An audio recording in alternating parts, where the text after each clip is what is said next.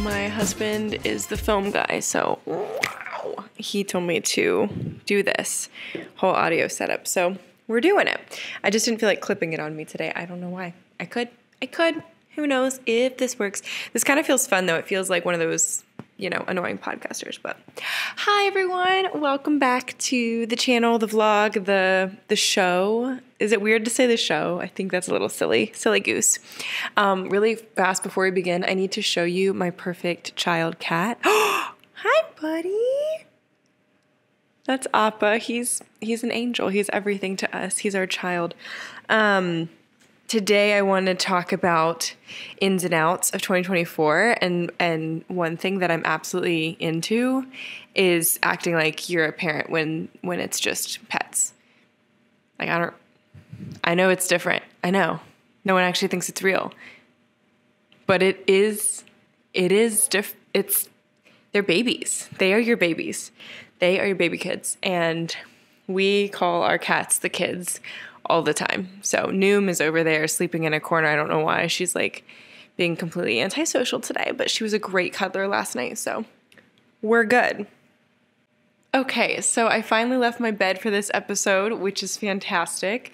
And I wanted to chat about the new year a little bit and just kind of lay out some groundwork, see what the vibe is. And I think it'd also be fun to later this year look back at this episode and see how much of the things that I was talking about the new year, how much of the goals that I set actually happened and how well I stuck to them.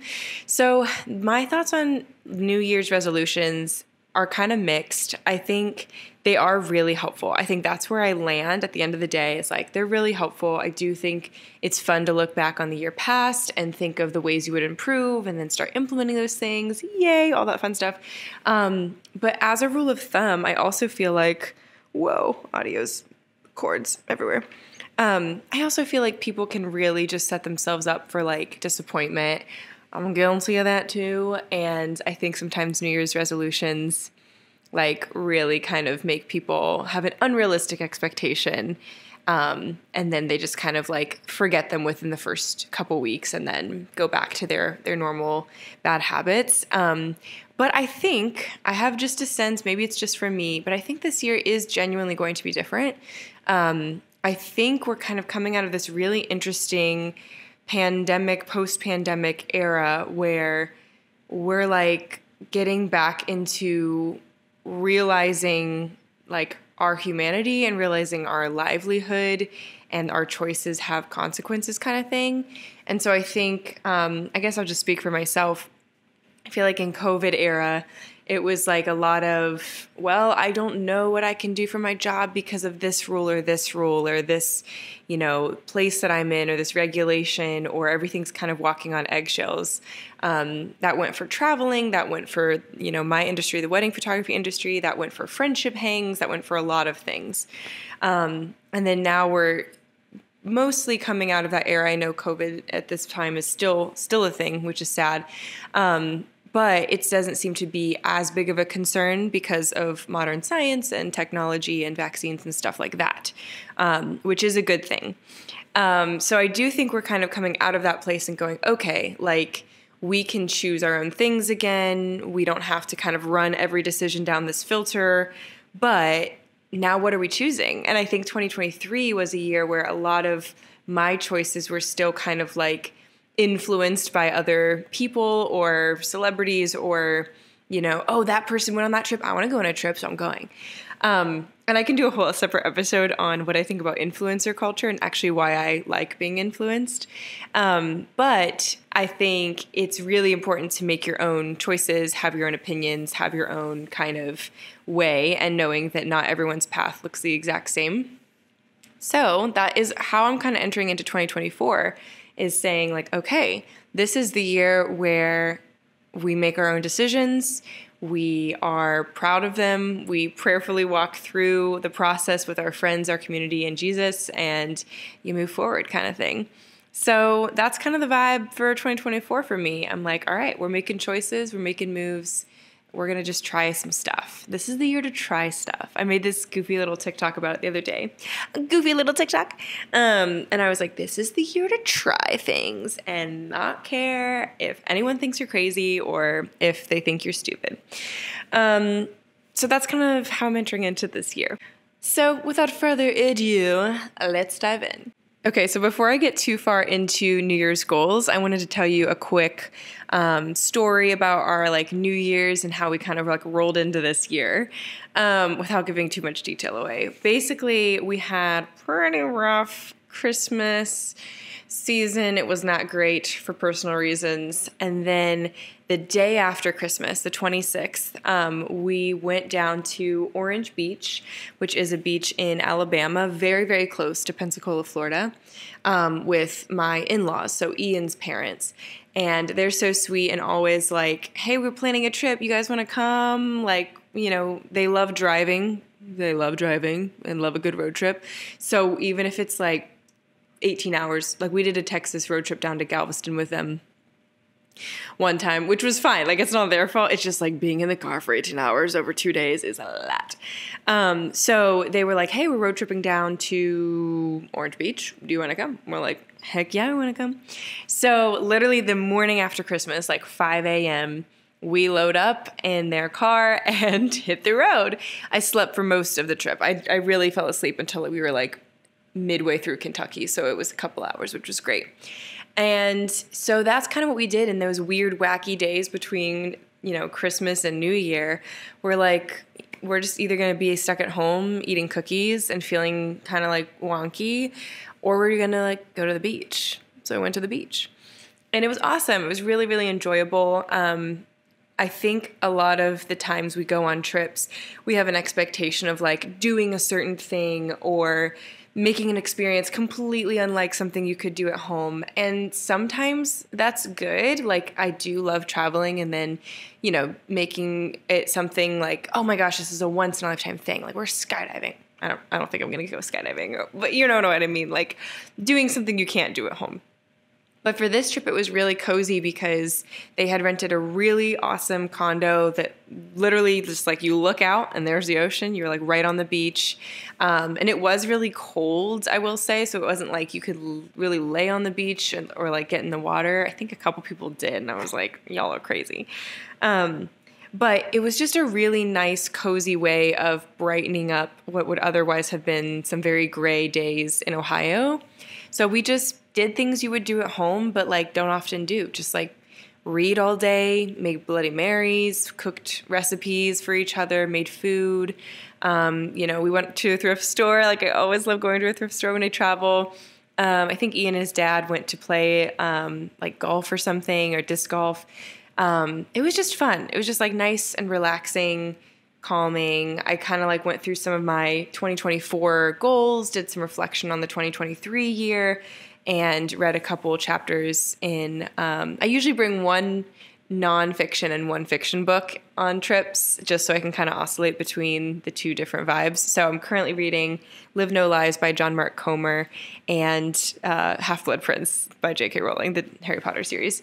So it's just fun for me to have a little mix of fantasy and fiction and then, practical nonfiction. So I did that for the week and I did some journaling and it was really, really nice. I'll have to go into more detail about how we travel because I think everyone's always how do you have money to travel? You're always traveling. Isn't it expensive? And I'm like, not really. Because we're usually doing things like that where someone else has booked something and we're paying for gas and then split a condo with another, couple or family member. Or we're camping, in the woods with our tent, which is maybe $10 a night for a campsite thing. So I'll have to do some more travel tips in another episode. But that was kind of the vibe for post-Christmas, healing some wounds and moving on. And when I was thinking about this year, I was I don't know if I'm going to do goals and resolutions. Didn't really have any. But I think instead of not making goals in general, what I did was make general goals. I basically just set up a couple ins and outs of things I want to do more of and do less of instead of being I I want to read my Bible for 10 hours every day, and I want to, drink 80 ounces of water a day, and if I don't do it, I failed. Like, I think that's unhealthy and unhelpful because we can really just feel like this huge crash and burn if we're like, oh, I didn't make it to the gym, so I guess I'm just not going anymore. That's just like, I think, a poopy way of looking at things. So, jumping into this year, look at how precious he is. Oh my gosh, I love my cats. Okay, jumping into this year's goals. I have my ins. I put more water. That's a big one. I talked about this in a different episode. I'm constantly dehydrated. I don't always feel dehydrated. I just know that I am. A couple years ago, I was on a camping trip with my sweet friend Grace, and we were like grabbing jugs of water for our campsite because there's no fresh water. And you have to like fill up your water bottles and stuff. And I was like, oh, do you think like 1 gallon's good for the week? And she was like, 1 gallon? She was like, India, you're supposed to drink like basically that in a day. Like you're supposed to drink like 72 ounces of water a day. How much water do you drink? And I was like, oh, like a glass. And she was just like, I have to pee like every hour. How are you only drinking a glass of water a day? And I was like, I honestly don't know. Like, I literally feel like I would just do 1 cup of coffee in the morning, maybe 2, and then maybe sip on a little water some point, like at lunch or something. And then, I don't know. I was never like chugging liquid with my meals, really. So, and then like jump into like a little cider or a little glass of wine at night. I don't know. I just don't drink enough water. That's also probably because I don't work out enough. So, but I have been trying to do that, drink more water daily, every day, just more water in general. I put more time in scripture. That's an obvious one. If you are a person of faith or just like, hey, spiritual life matters, which is something that I'm like, yeah, spiritual life really matters to me. So I just need to step that up. Along with that, intentional prayer. And I put intentional because I think it's really easy to be like, thank you, Jesus, for this food and nourish our bodies and strengthen us. Amen. And it's like, was that a heartfelt prayer? Was that something that you actually meant? But we just had this sermon series, and one of the things that was mentioned was scripture says to pray constantly. And I remember as a kid being like, yeah, like who's out there just like praying constantly? Like no one can do that. You wouldn't get anything done.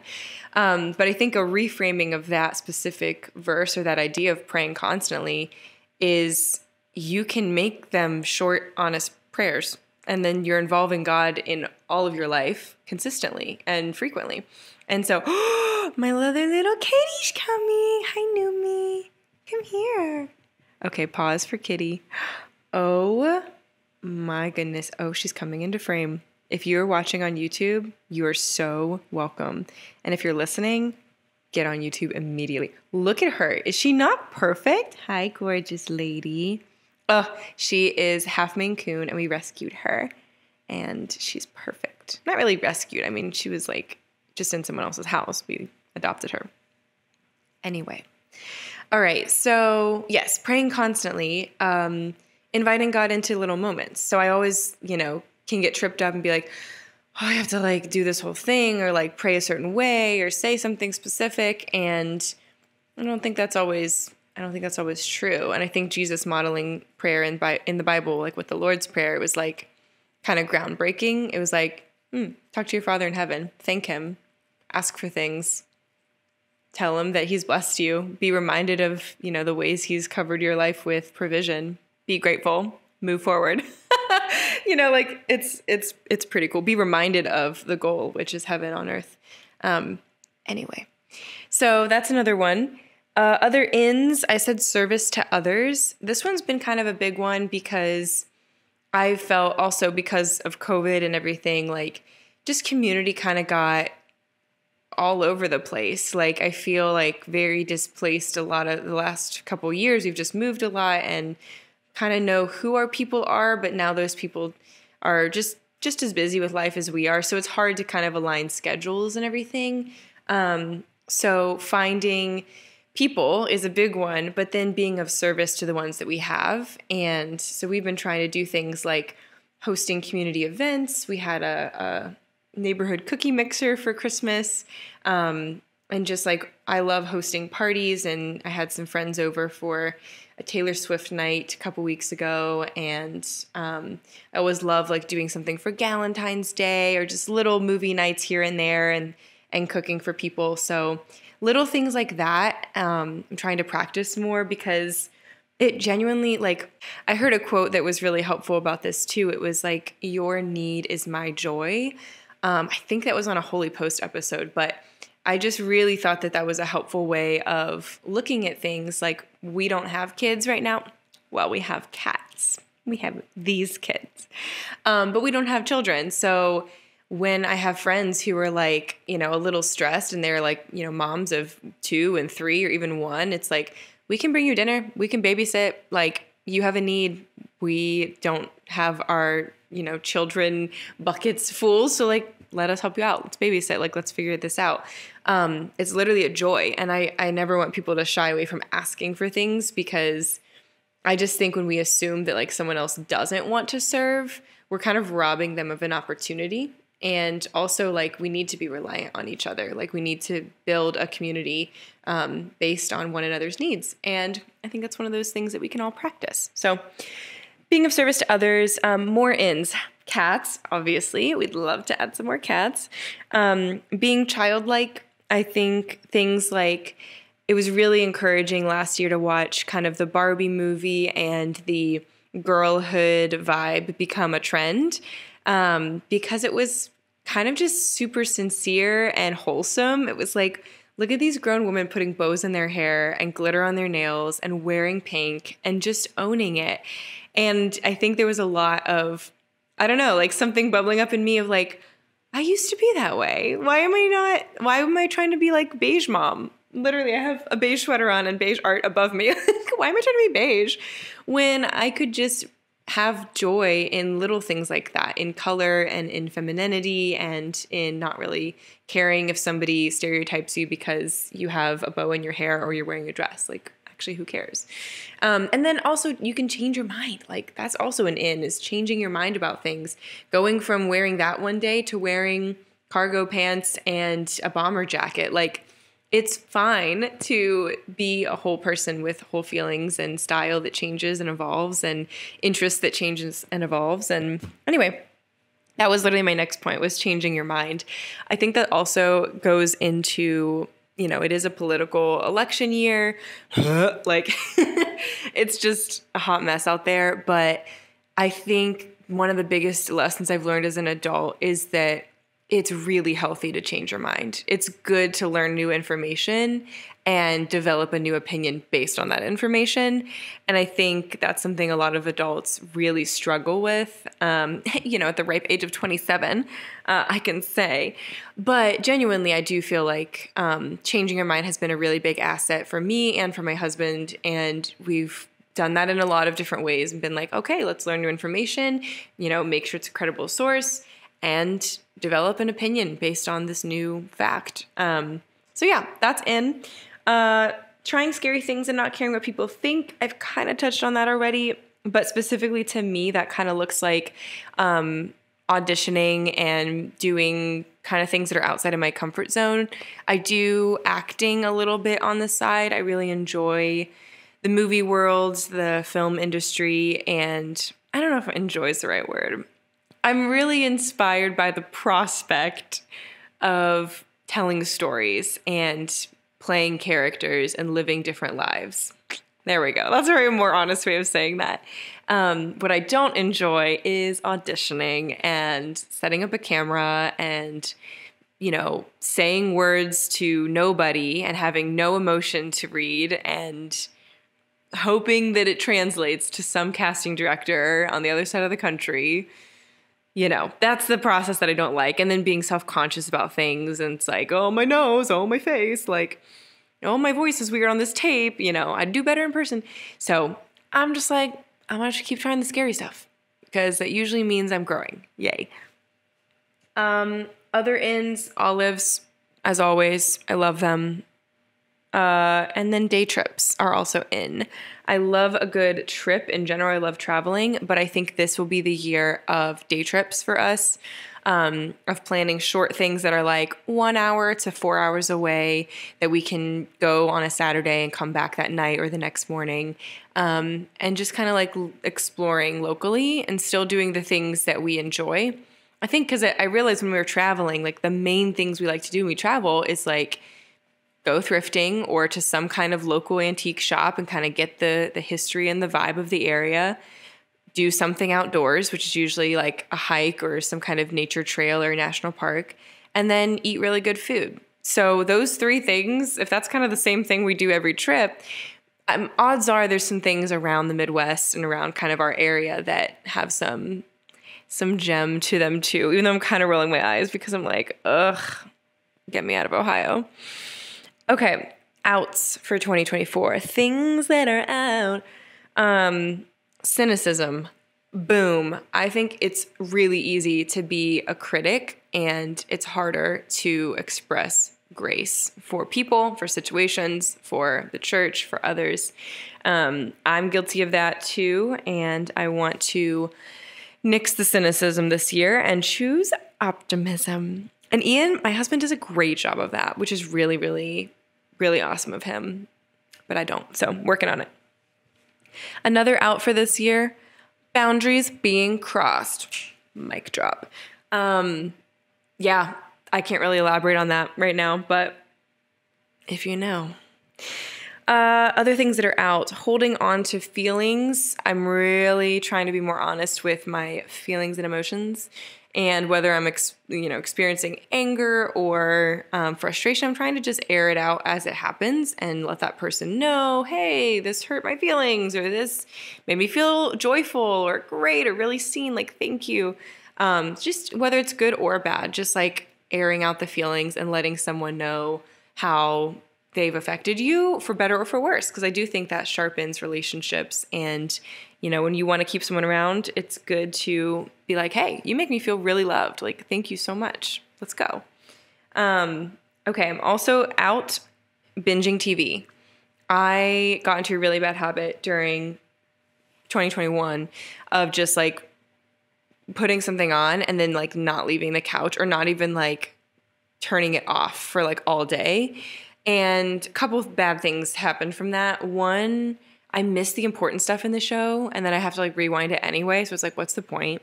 Two, I just like lose focus. It's like sometimes I can really multitask well, usually with like editing. I'm like, da da da da da. It's fine to have something on in the background.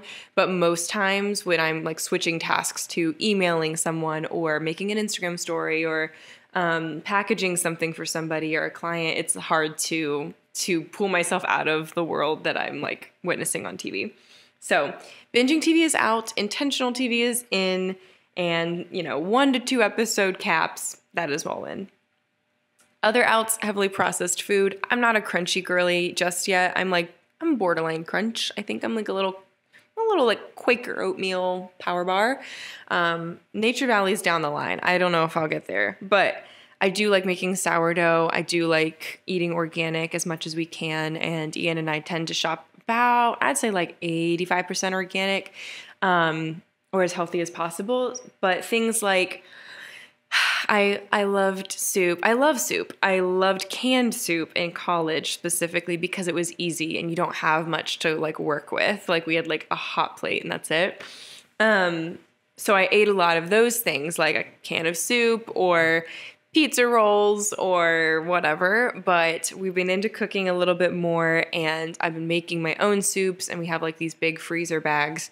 So I've been like trying to do stuff like that to kind of know what ingredients are going in it and then not having to worry about extra chemicals for the processed food part. So I still love my SpaghettiOs once in a while. I'm still going to eat a pizza roll here and there, but overall, the heavily processed foods are out. Other outs are forgetting to text back. Oh my gosh. I know all of my personal friends who are listening are like, interesting. I think, let me check right now. Yikes. Literally, I'm going to check my texts right now. I have 49 unread texts. Fantastic.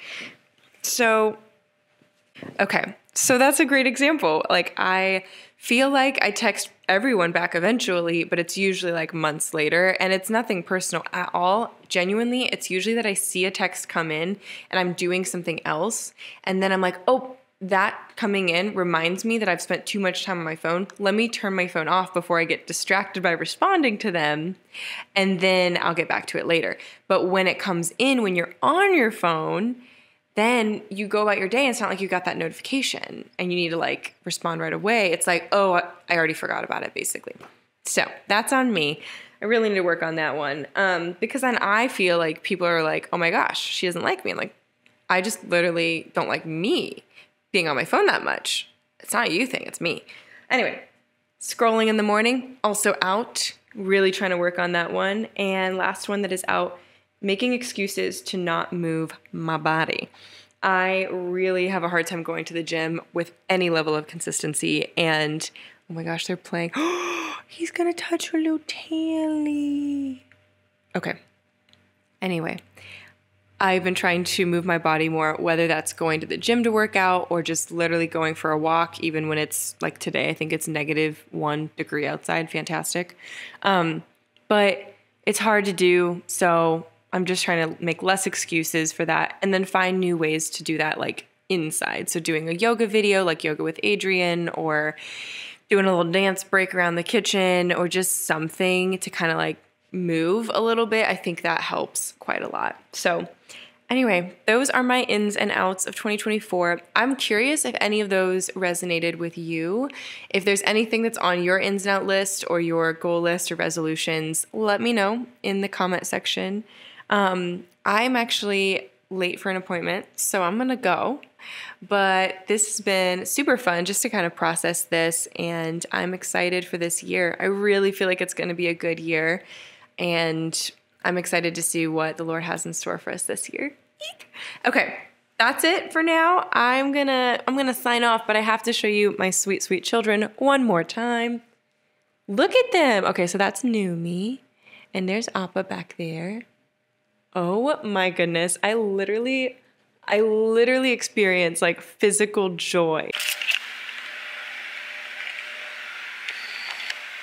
Literally the cutest. Oh my gosh. Ugh, I love them. I love them so much.